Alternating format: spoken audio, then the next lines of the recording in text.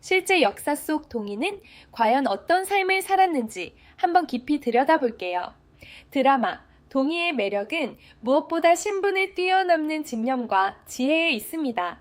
천민 출신의 무수리에서 시작해 후궁이 되고 나아가 조선의 왕을 키워낸 어머니가 되기까지 이 기막힌 성장 스토리는 시청자들에게 큰 울림을 줬죠. 드라마 속 동희는 조선 최초로 여성 형사, 다시 말해 수사관 역할을 하며 여러 가지 의문의 사건을 해결하는 인물이죠. 이런 설정은 사실 역사적 기록보다는 극적 재미를 위해 창작된 부분이 큽니다. 하지만 중요한 건 동희의 캐릭터가 지닌 보편적인 가치입니다.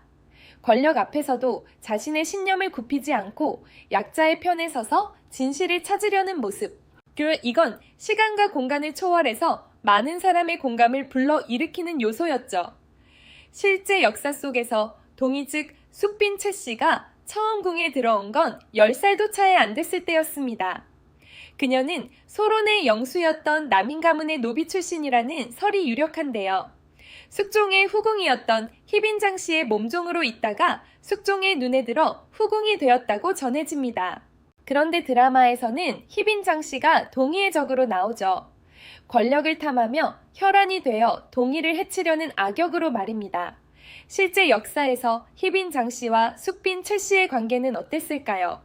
학자들 사이에서는 둘이 직접적으로 적대 관계였다기보다는 정치적 이해관계에 따라 엮인 사이였다는 분석이 지배적입니다. 희빈장 씨는 소론과 남인 세력의 지지를 받았고 숙빈 최 씨는 노론의 지지를 받았습니다. 왕의 총애를 두고 경쟁하는 사이였지만 드라마처럼 치정극 수준의 대립은 아니었다는 뜻이죠. 드라마 동희에서 가장 극적인 장면 중 하나는 바로 장희빈의 최후입니다. 사약을 받아들이는 처절한 모습과 동희의 눈물. 이 장면은 많은 시청자들의 심금을 울렸습니다.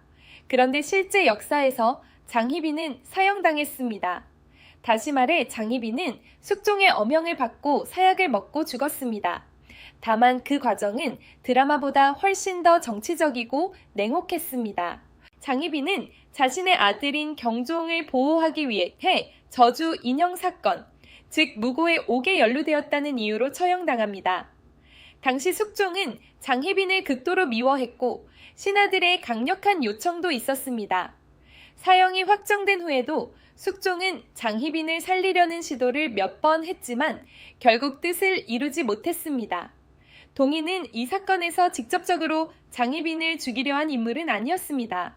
하지만 그녀가 속한 노론 세력이 장희빈의 제거를 주도했다는 점에서 두 여인의 대립은 단순한 개인 감정을 넘어선 정치적 대리전이었다고 할 수 있습니다. 드라마 동희에서 빠질 수 없는 캐릭터가 또 하나가 있는데요. 바로 숙종입니다. 지진이 배우가 연기한 숙종은 카리스마 넘치면서도 인간적인 면모를 두루 갖춘 군주였습니다. 하지만 실제 숙종은 조선 역사에서 가장 복잡한 왕 중 한 명으로 평가받습니다. 그는 황국이라는 제도를 통해 자신의 뜻대로 신하들을 갈아치우며 왕권을 강화했습니다. 숙종은 무려 3번의 황국을 단행하는데 그때마다 정권이 완전히 뒤바뀌었고 수많은 희생자가 발생했습니다. 특히 1994년의 갑술 황국은 동희의 삶의 선지다. 참 제치참 처럼 초이 기그로마 저희 특히 중요 칸천하나 GMT 제참 면찬점이어서 썹니다. 이때 희빈 장씨를 지지하던 남인이 몰락하고 동희를 지지하던 노론과 소론이 득세합니다. 동희가 후궁이 될 수 있었던 배경도 결국 이 정치적 변화와 맞물려 있었습니다. 드라마에서는 사랑과 운명이라는 아름답고 감성적인 프레임으로 그려졌지만 실제로는 냉혹한 권력 투쟁의 결과였던 셈이죠. 동희의 가장 큰 업적은 아들을 훌륭하게 키워낸 것입니다. 그 아들이 바로 훗날 조선 최고의 성군으로 꼽히는 영조입니다. 영조는 탕평책을 펴서 당쟁을 누그러뜨리려 했고 백성들의 삶을 개선하기 위해 많은 노력을 기울였습니다.